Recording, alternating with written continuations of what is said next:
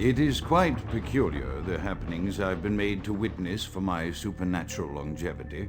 I am thinking of one unfortunate phenomenon in particular, of unique interest to my station, both as a professional and as a sufferer of this vampiric condition. It seems the stream of time has begun to erode the moorings of my chosen course of study, for the methodologies that gave birth to psychology are slowly disappearing. I find myself in an era that overlooks the physical component of psychological pathology time and again in favor of the sophistic practices of Freud. Phrenology, dactopintilism, and the rest of the old guard has fallen by the wayside, its champions all silenced in death, with my unique exception. Would that I could make my voice heard again, although it may be suspicious should I return to popular medical discourse 50 years after my apparent death. No, better that I continue my studies into the psychoses in secret. One day, may I hold up my own cure as validation of the methods. I am confident no cure for my condition, or that of my beloved wife, lies within our figurative minds, waiting to be unlocked by the correct combination of memories recovered from our childhoods. And I'm most certain it has nothing to do with the relationship between myself, my parents, and my genitals. Sorry, Sigmund, but I choose to stay my course. In time, too, may your star fade and disappear.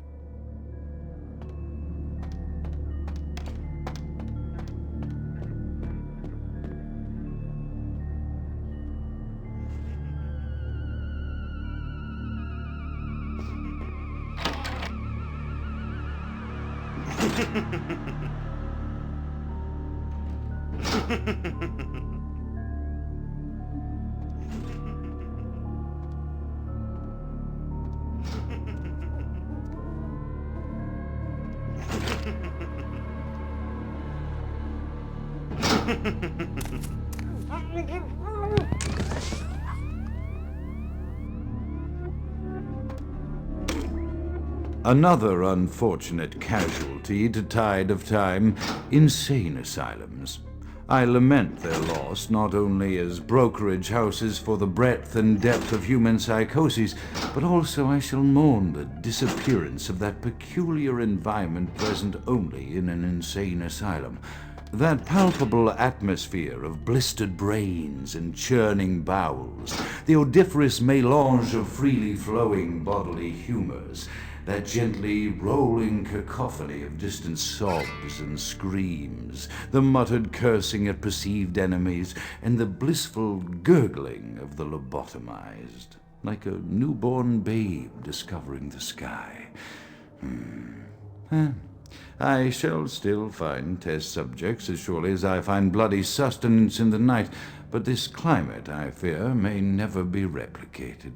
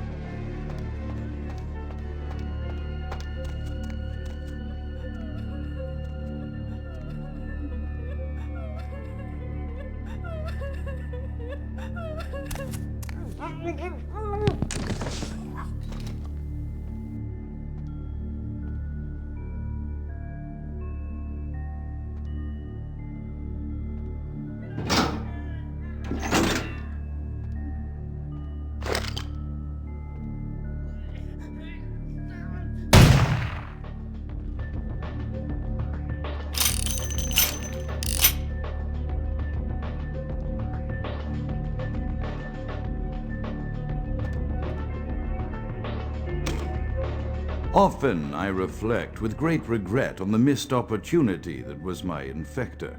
Had I been conscious after the attack, I could have stopped the orderlies from locking her in the roaming pen. What I would give for just one interview, a few simple questions of the plague-ridden woman who met her end that dawn. Of course, there is no guarantee she would have been any more helpful than my current crop of test subjects, mewling wretches. Few could be called enthusiastic. Given the nature of the tests, I cannot expect the same fervor from all, but a modicum of cooperation would be appreciated. Animals. The one called John went so far as to gnaw off his arm and escape into the floorboards like some feral rodent. I still hear him scurrying about at night. He must be making an atrocious mess in there. My studies proceed at a languid pace. I'm mired in a foul ennui as my wife's illness advances. My subjects grow restless without proper supervision, but I cannot pull myself back from this black depression. How many nights I've wasted now, gazing from the tower walk, pondering the frailty of existence.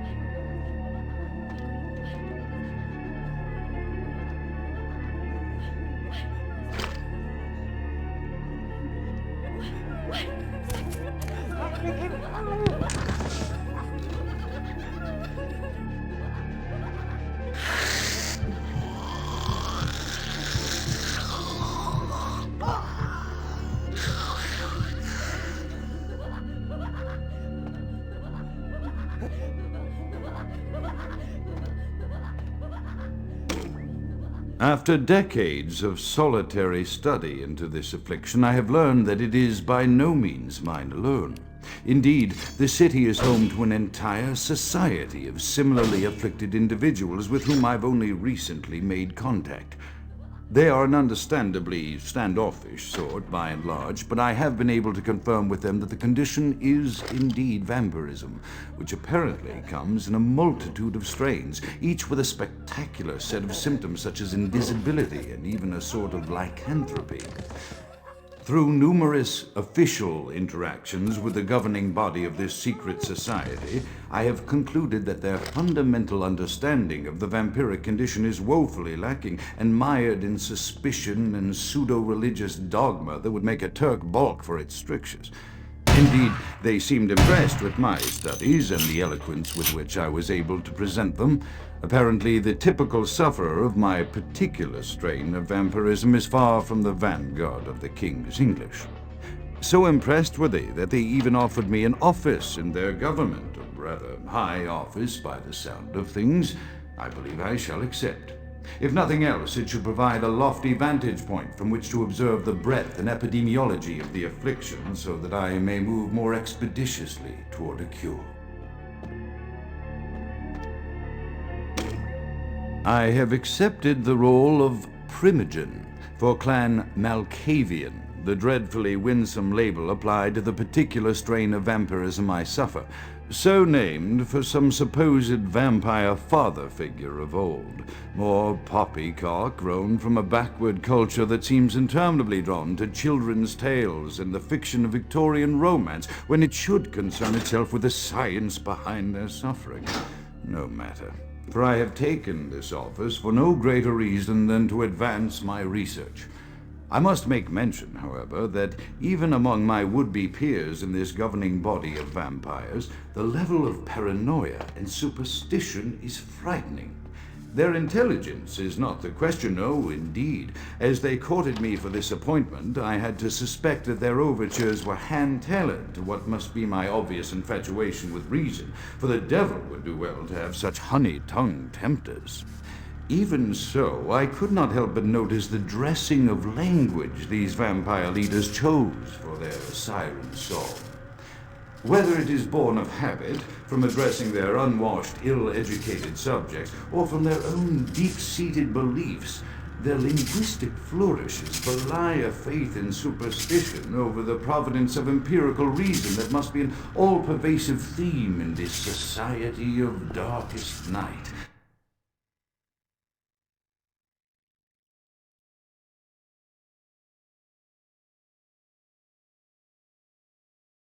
Damn it all, now I'm doing it too.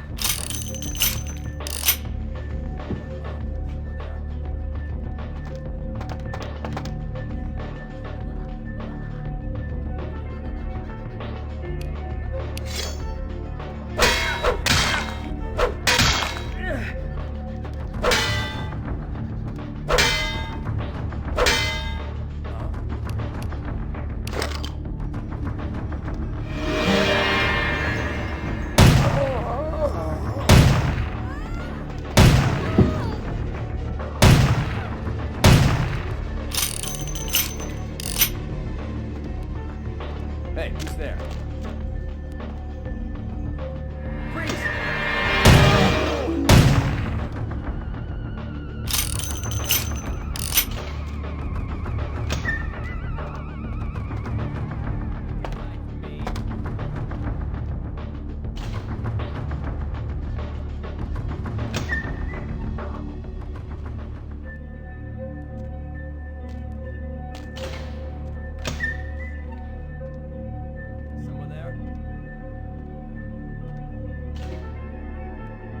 Hey, hold it!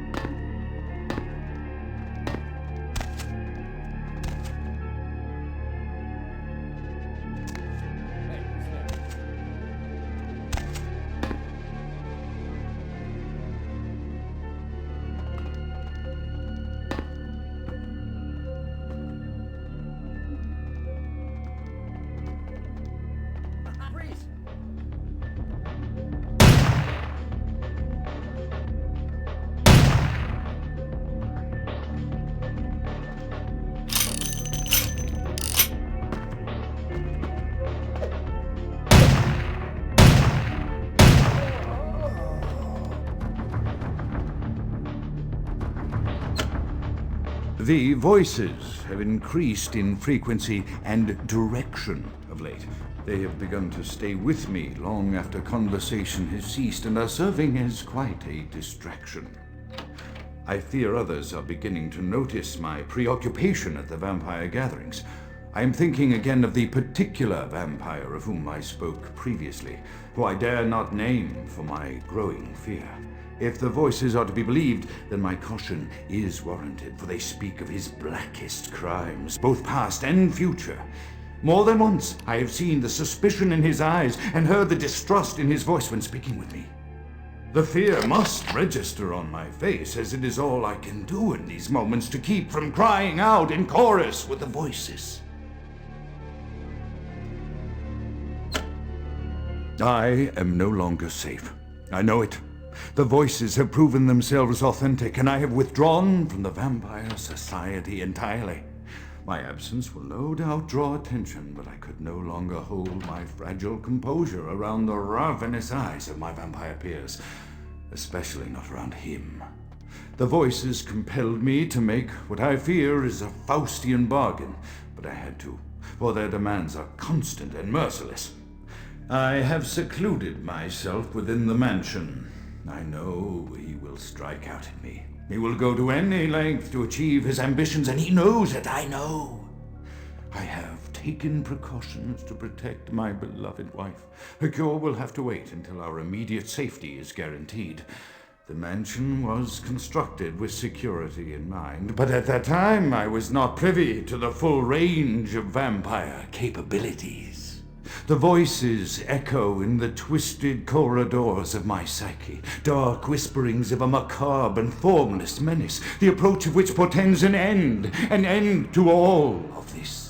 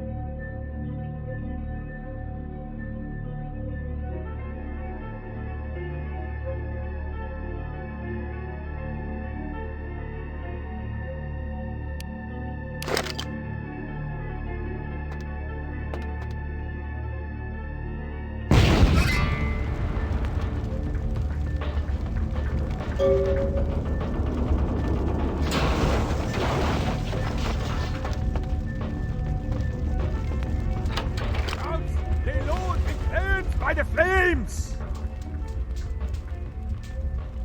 Grout is dead? Pity it could not be by my hand. No matter. Soon your self-made kings and false prophets and all who bear the mark of the beast will be washed from the earth for the coming of the Lord. As you burn, tell them it was Grünfeld Bach who sent your damned soul to that lake of fire. All agents of Satan shall return to whence they came. Let this righteous display serve as a promise to all who serve the archfiend Lacroix. I'm coming for you, Lacroix. By the power of the Lord, I will cleanse your black soul.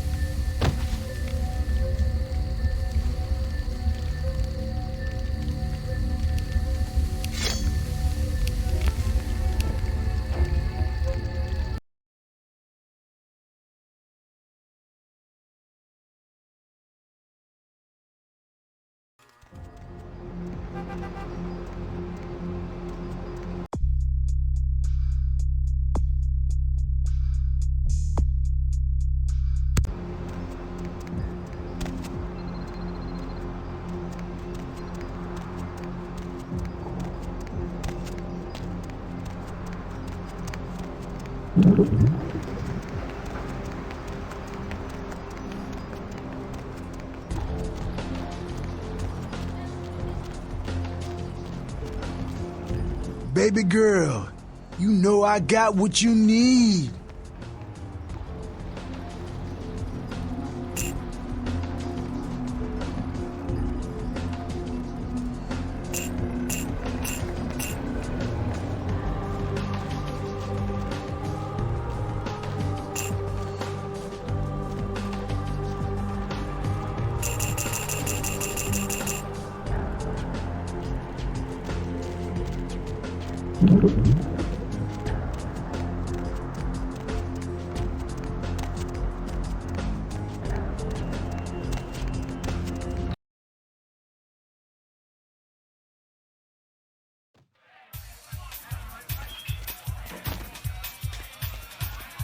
There you are. I was beginning to think you ditched me.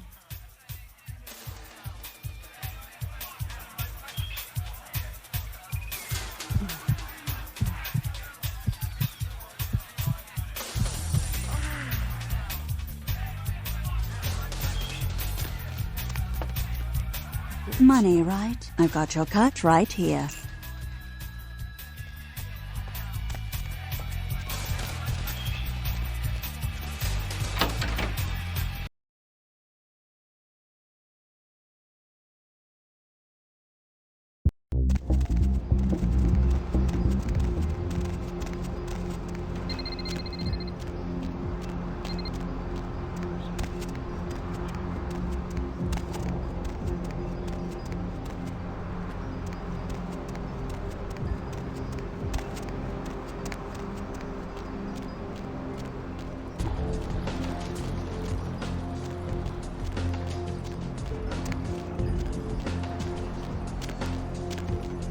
Not now.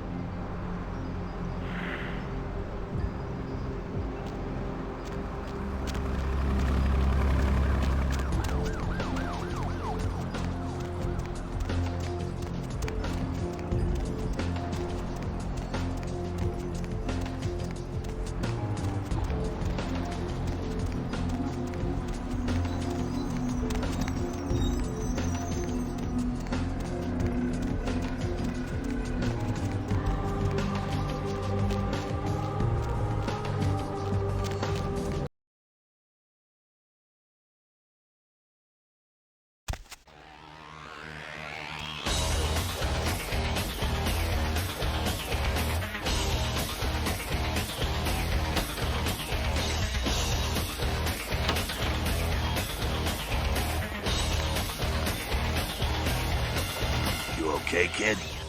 You seem a little, off.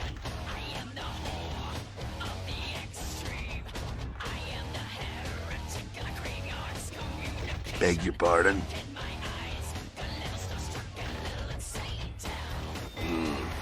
I don't know. I don't know what score nines would have to settle with a primitive. Ah, come on, this can't be right.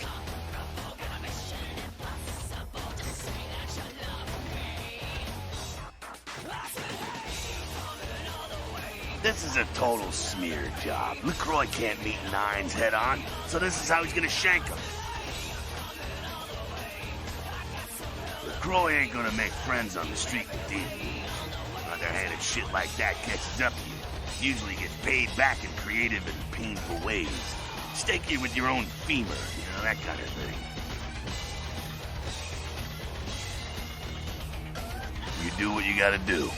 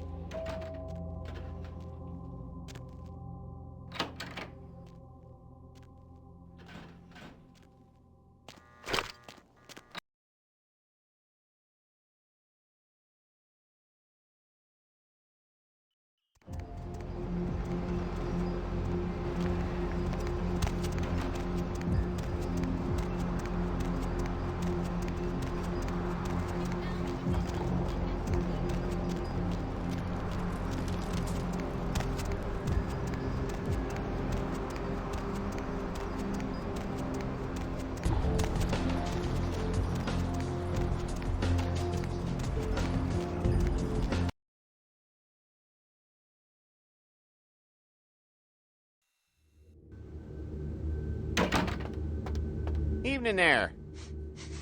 Something burning? Ooh, smells like someone burnt the burgers. Sure, I'll open her up for you. Jeez, I could go for one of them double-spaced burgers with the onions and the cheese and some bacon and a guacamole. Ooh.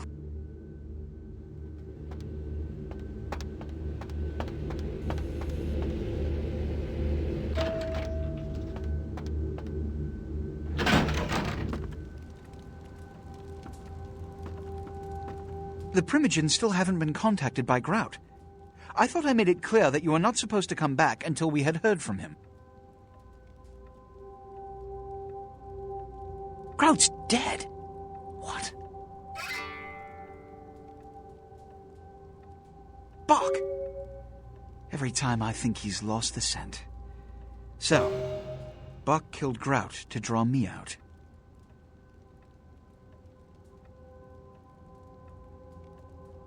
Bach is a hunter. They stalk and kill our kind to appease their god. But like many mortals, their so-called faith is nothing but a conduit through which they quench their killing urge. Who else would have killed Grout?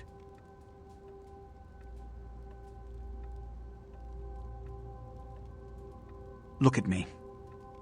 Are you sure it was Nines Rodriguez? Because if it was, the consequences... Do you know where this might lead? Do you really have any idea?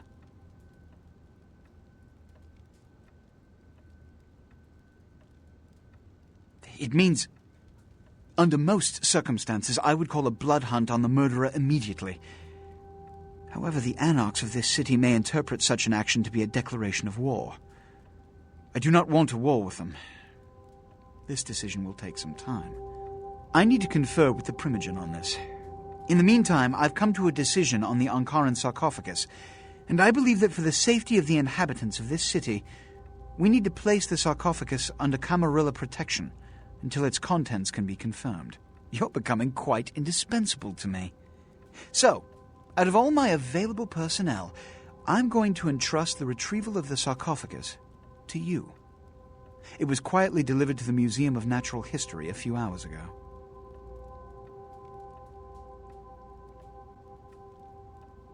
Let me finish. The manifest from the Dane shows there was a small box from the same dig on board, but it was listed as missing. Keep an eye open for it. It may have been overlooked. It's crucial we get the sarcophagus in our possession within the next few hours.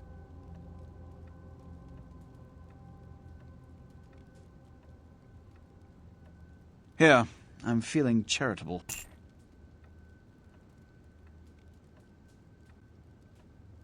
I have methodically calculated a solution to each dilemma thrust upon our community, and I don't have the time to paint your tiny mind its place in the big picture for each and every instance. So either serve your function, or get out of my sight.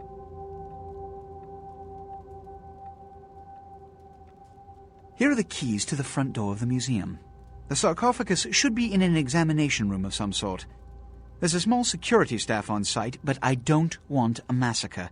Mortals are just as easy to deceive as they are to kill.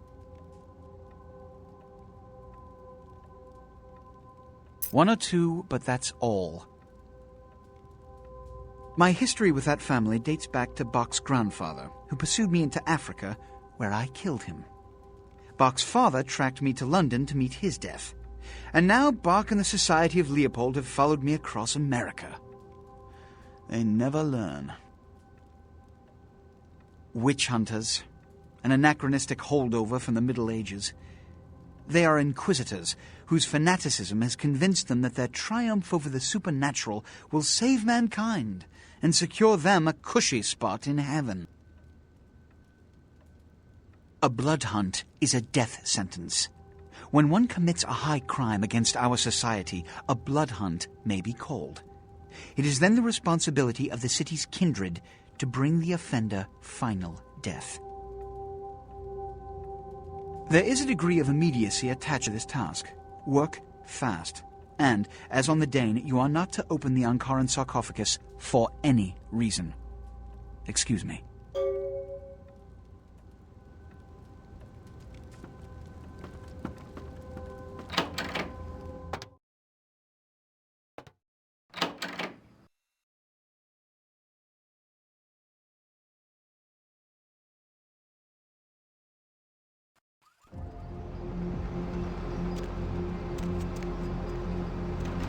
where to.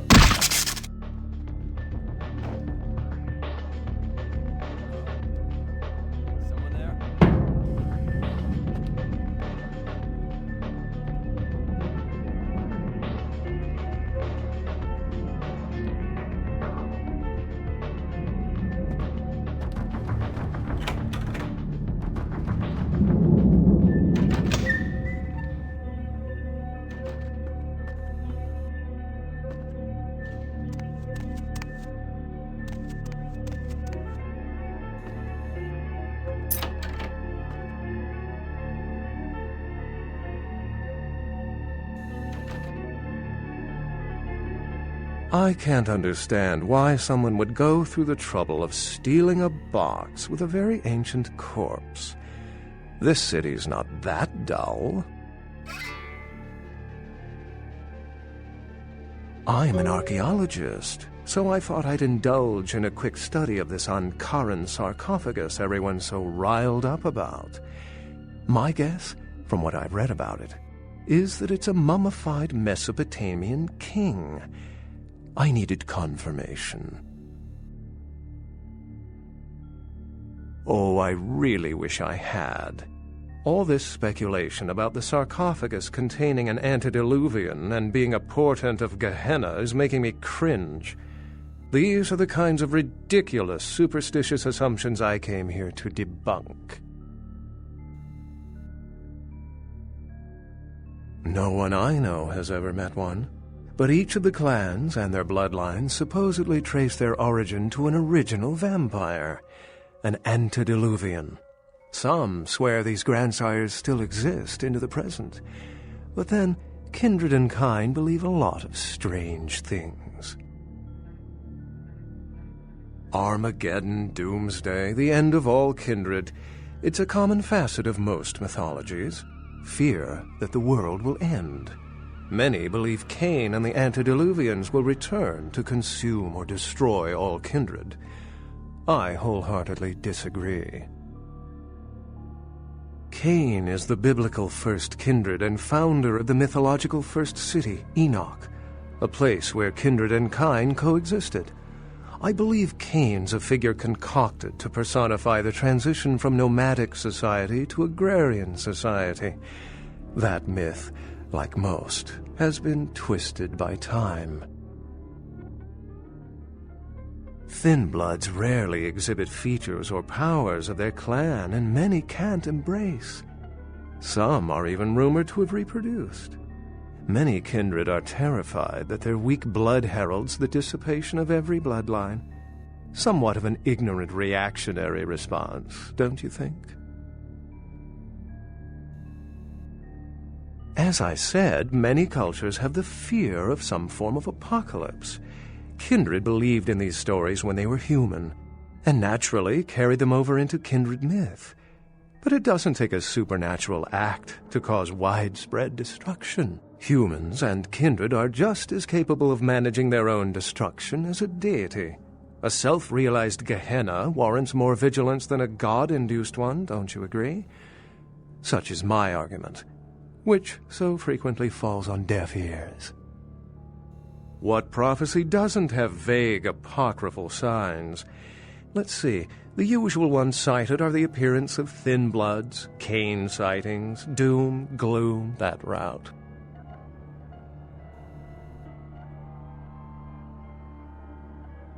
For 300 years I've been trying to determine the function of our existence, the kindred's role in the world.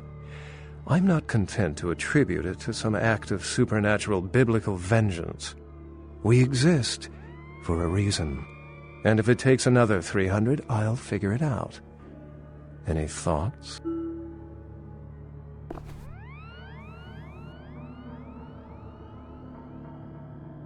Yes, I've heard that theory before. It certainly seems plausible, but there's little proof to support it. Still, it's a better explanation than a divine sentence for manslaughter. Remember, the truth won't be told in time. It will be told by us. Well, my work here is stolen away into the night. Think I'll do the same.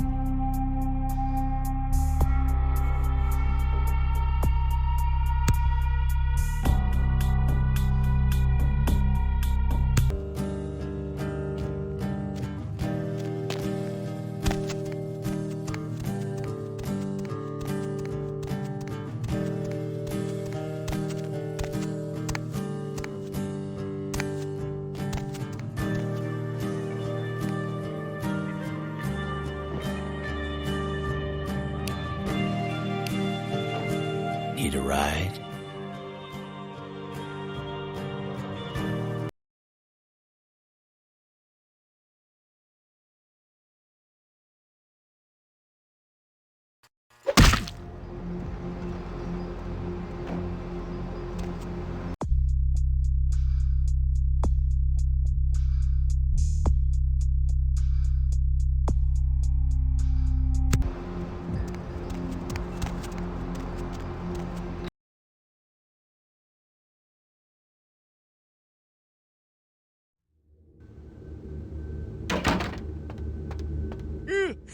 Oh, excuse me. Starting to doze off there. Oh, I need to get a guard animal of some sort to alert me when folks come in. Maybe one of them chimps like on that show Ape Detective? Oh, that monkey always gets his man. Say, Fruit Pie, if you're still up and about in a few hours, why don't you stop by at the end of my shift and I'll treat you to breakfast, huh? Endless stack of flapjacks, little boysenberry syrup, your security teddy bear.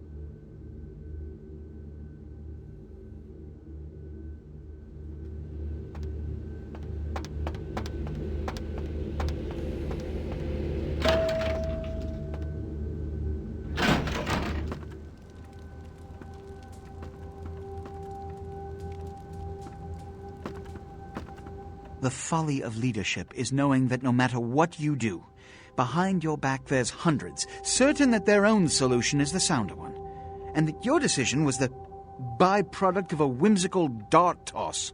I pronounce the blast sentence, and I soak the critical fallout. I make the decisions no one else will. Leadership. I wear the albatross and a bullseye. The blood hunt on Nines Rodriguez for the murder of Alistair Grout will be called. Rodriguez's execution is only a matter of time. I have lit the fuse. If a war ignites, it's my head they will sharpen the pikes for. At least I can rest easy in knowing that you, my most promising attendant, has relieved me of one encumbrance tonight. Do you need assistance bringing the sarcophagus up to my office? Stolen? Stolen? How? Who would... Oh, Gary. Gary, you treasonous maggot. I should have anticipated your treachery, sewer rat. The Nosferatu Primogen. The Nosferatu were responsible for finding out where the sarcophagus was taken after the Dane, and for getting keys to the museum. They were the only ones who knew. It's obvious to me now. My mistake. I want him found. I want him found. The sarcophagus could be exploited, causing who knows what catastrophe to this city if it were to fall into the wrong hands.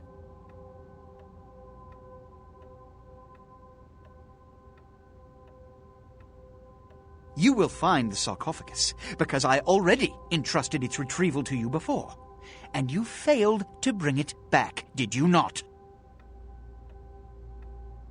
The Nosferatu lurk in the filth below the streets of Hollywood, but not even I know just where they hide. Hollywood is, unfortunately, lacking in any Camarilla loyalties. Hollywood's baron is an anarch named Isaac. Isaac's more civil than the anarchs downtown, but nonetheless he wears his mistrust of me on his sleeve. He may know how to contact the Nosferatu. Find Gary and get him to talk. That sarcophagus could be used against us. Do not come back until you have it. Now, I must announce the blood hunt and bear the brunt of all consequences. Escort her out.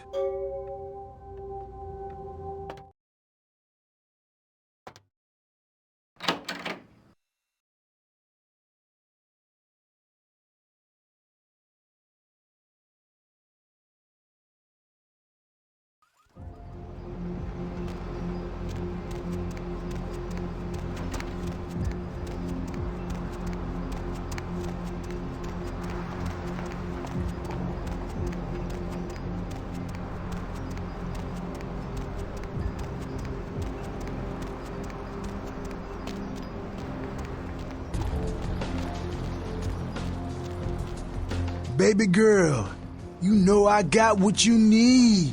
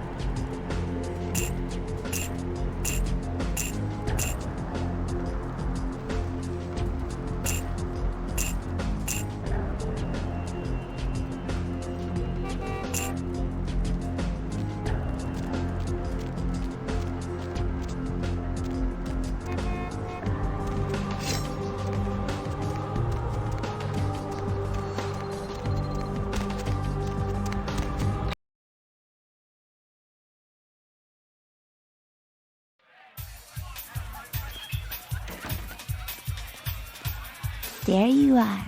I was beginning to think you ditched me.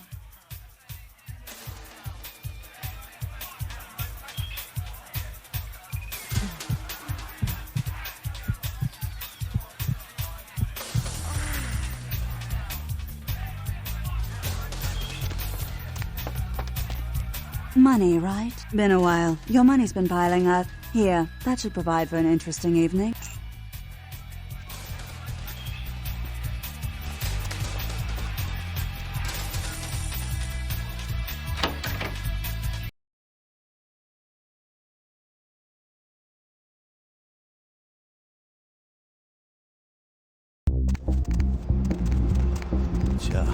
It's a nice night out, huh?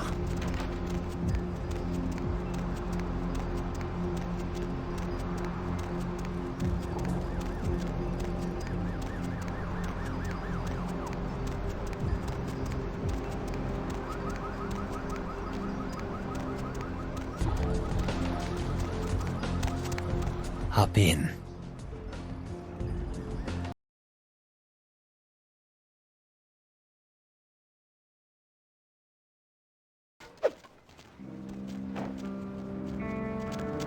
Ain't seen you here before. And if I haven't seen you, neither has Isaac. So that's your next stop. Isaac's in the jewelry store at the end of the street. Consider yourself invited.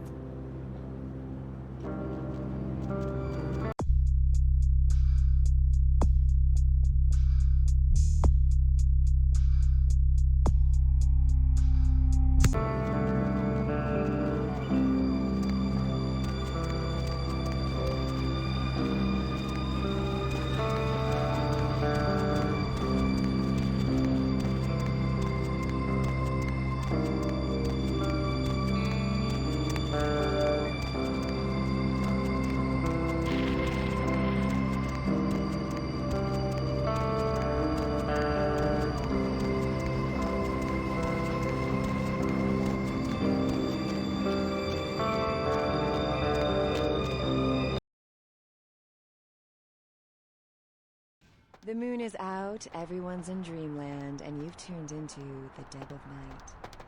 Nobody to fall asleep next to you? Go ahead and pull the radio into bed. That's what I'm here for. And hey, why don't you call me sometime? Area code 323. Welcome to Red Spot, home of the Monster Chug. 72 ounces of your favorite beverage for 89 cents, blah blah. You need help or something? Why aren't you asleep? Insects. This isn't gonna turn out to be ironic, is it? You're not like a serial killer, are you? About them. Help me out here. Always. You should come out and see my band, A Bowl of Cereal. We're playing tomorrow night at the crematorium. No cover for chicks. We're gonna ruin the place. All food the should Vesuvius have rocks. a creamy They don't let center me in anymore. and a colorful candy shell. It's And like their a major commercial smuggling ring. should have like If kung you're into that fu kind of or thing, I mean. giraffe. Hey, you know, you should really ask me about the special, you know? I'm glad you asked that, baby. Seeing as how you look trustworthy or something, You know, they I voluntarily got this eat special insects where in you some buy some really expensive burrito tots or grapple juice. You get a free weapon of you your never choice, sleep bro. at night. I You assume interested? you do sleep, right? 61, And 62, what exactly do you do? 63, That would 15 explain more why my cents and nephew you're invested that going in 20 my I sent you for his stomach, birthday Choco on magic Bombs. beans. It's always good to know that the future of our country is in good hands, isn't it? Oh boy. Let's see who else we got. Caller, what do you do for a living? I'm Roger. Okay, and what do you do, Roger? I'm a writer, Deb. So, have you written any movies I might have seen? Well, I actually haven't finished any screenplays yet. I see. So, have you done any other kinds of writing? Well, just some outlines right now, but I've got some really good ideas for some stories.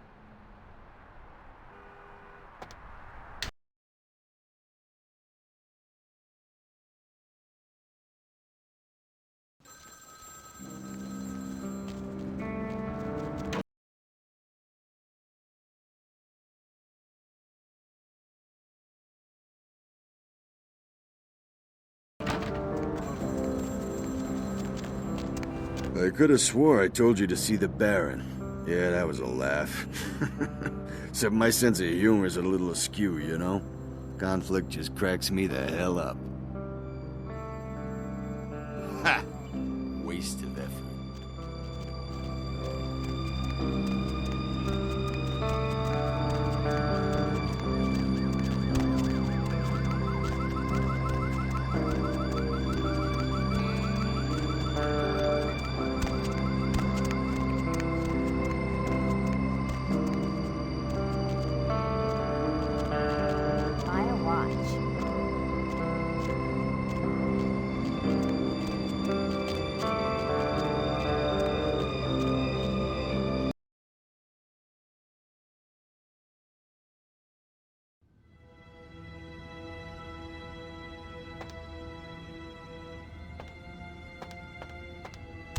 Good evening, neonate. Isaac Abrams. I've been expecting you. Seems the wooden soldiers of the Camarilla shuffle in a little too often these nights. That baby-faced two-bit Prince Lacroix got something to say to me?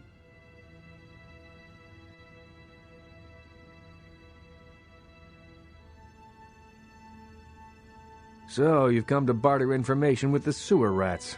Lacroix must really be desperate if he stooped to consorting with their kind, and asking for my help of all peoples.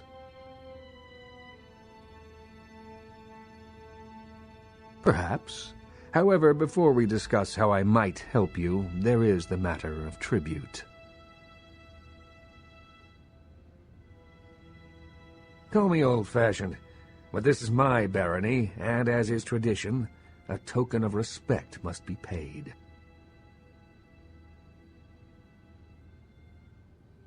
What I want is a simple exchange. Last week I paid for a certain item, a movie, and this evening I got an email saying that the seller is ready to deliver it. Unfortunately, he's become a bit paranoid all of a sudden. Won't meet me in person, won't drop it off, won't even answer his phone. Says he'll send the location of the pickup to a computer in the nearby internet cafe tonight. You see where I'm going with this?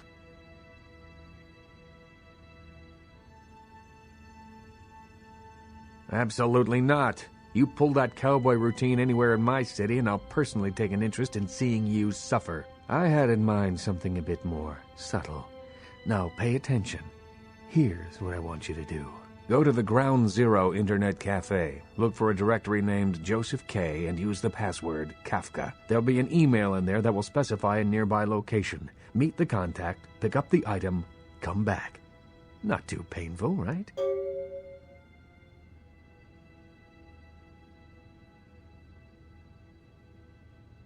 There'll be plenty of time for questions later. I'll explain everything when you get back. Excellent. In the meantime, consider yourself a welcome guest in my barony. Welcome to Hollywood.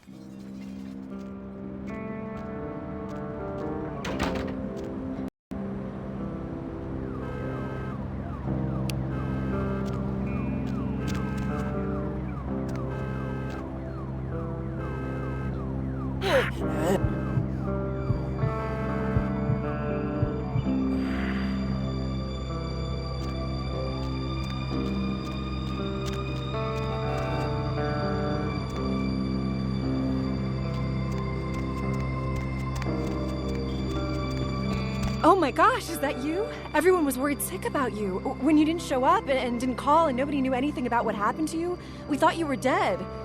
Are you okay? You know what? Never mind. We have to help you.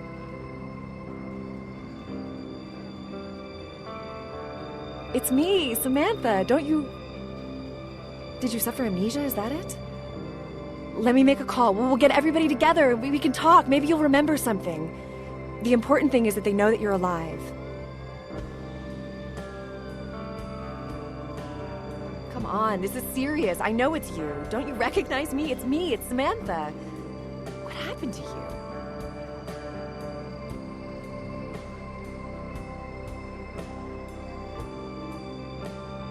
But your face, you look exactly the same. It's uncanny. I can't believe it.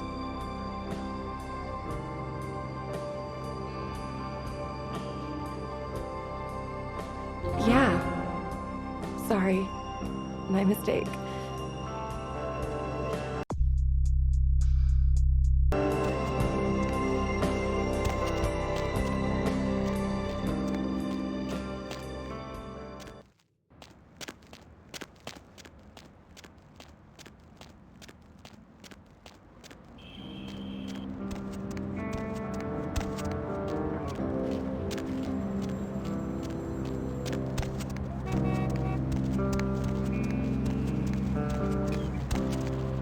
Hey there, need a date?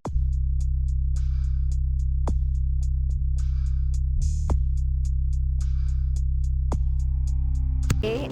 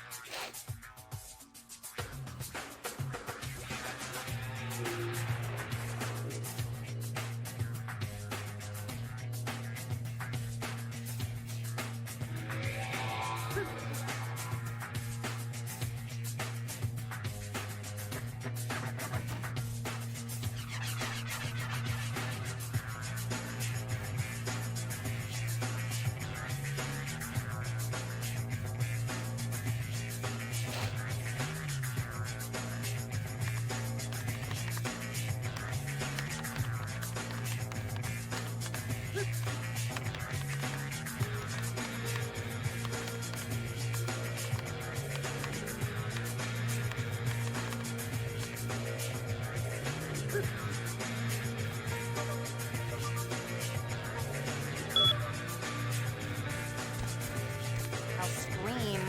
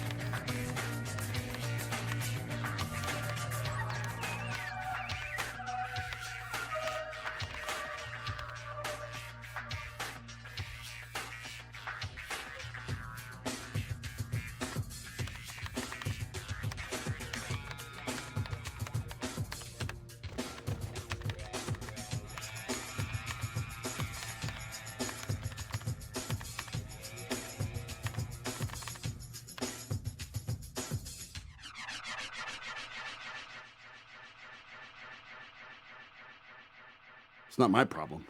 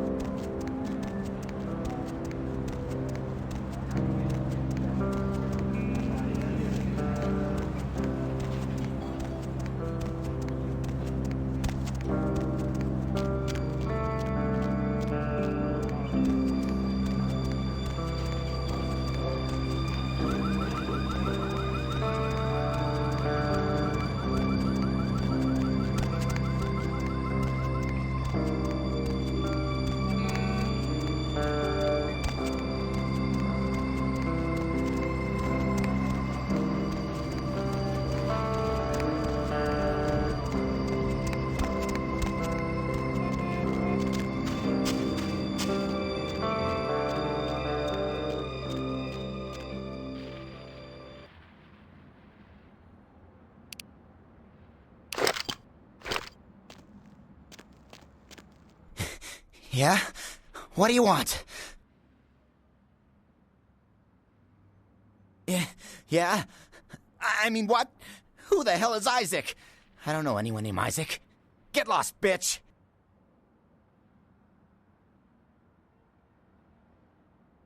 Tape? What tape? I don't know what the hell you're talking about. I'm getting the hell out of here.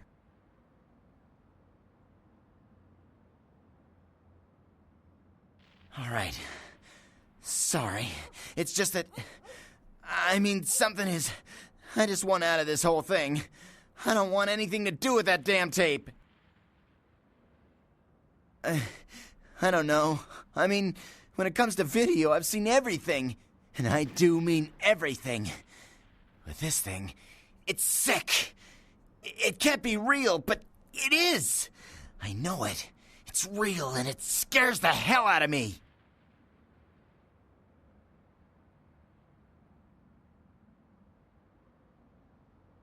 Oh, you have no idea. It's disgusting. That girl. The things that are happening to her. It just ain't right, man. It just ain't right. No. Something's wrong. Something's after me. I swear to God, something's after me.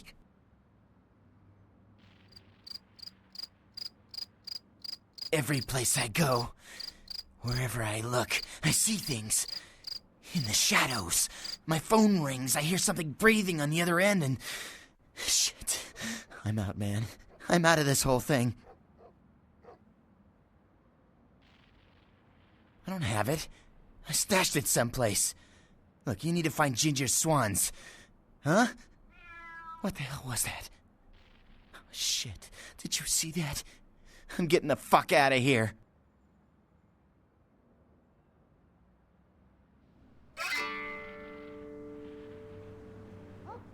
What the? Oh, Christ!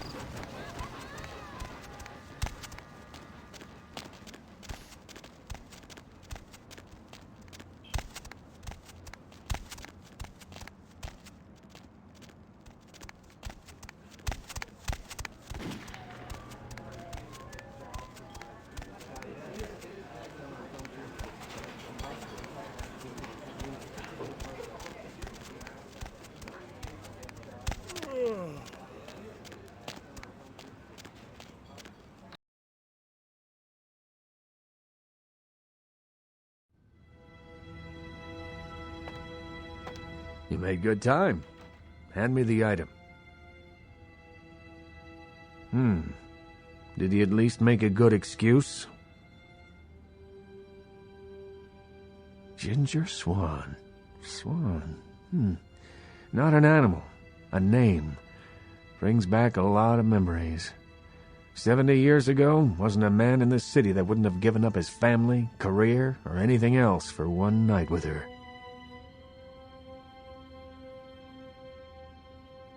That depends. You believe in an afterlife?